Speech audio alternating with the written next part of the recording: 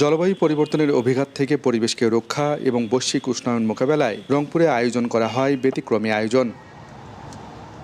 Less plastic মোর plant শিরোনামে নগরীর public library মাঠে প্লাস্টিকের বিনিময়ে গাছ বিতরণ করে সামাজিক সংগঠন অন্বেষণ প্রজন্ম ফাউন্ডেশন ও দ্য নরমেটিভ। শুক্রবার বিকেলের এই আয়োজনে শিশু থেকে শুরু করে তরুণ, নারী, পুরুষ সহ সব বয়সী মানুষের ছিল স্বতঃস্ফূর্ত অংশগ্রহণ। ফুল, ফল, ঔষধি সহ বিভিন্ন প্রজাতির গাছ হাতে পেয়ে খুশি অংশগ্রহণকারীরা। প্লাস্টিক জমা দিয়ে মূলত গাছটা পেয়েছি।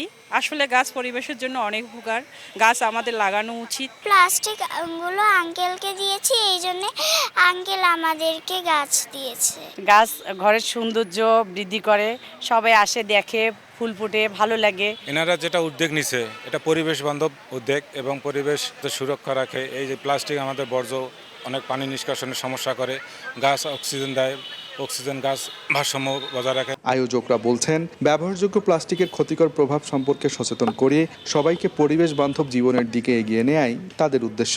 রংপুরের শীর্ষ 3টি সংগঠন নিয়ে একটি কর্মসূচি, যার মাধ্যমে আমরা জলবায়ু বিষয়ক আন্দোলন, জলবায়ু রক্ষার ক্ষেত্রে সচেতনতা, শিক্ষার্থীদের নিয়ে গাছ বিতরণ কর্মসূচির মতো এই কর্মসূচিগুলো হাতে নিয়েছি। আমাদের একটা মিশন এবং একটা ভিশন আছে।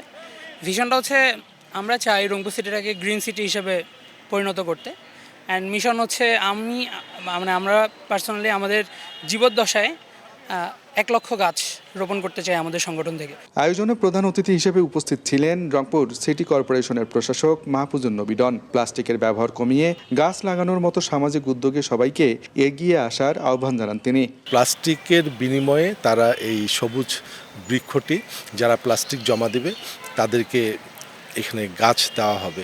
এটা নিঃসন্দেহে অত্যন্ত একটি ভালো উদ্যোগ আমাদের পরিবেশের জন্য বা আমাদের দেশের জন্য। 2 দিন ব্যাপী এই আয়োজন চলে 15 আগস্ট পর্যন্ত।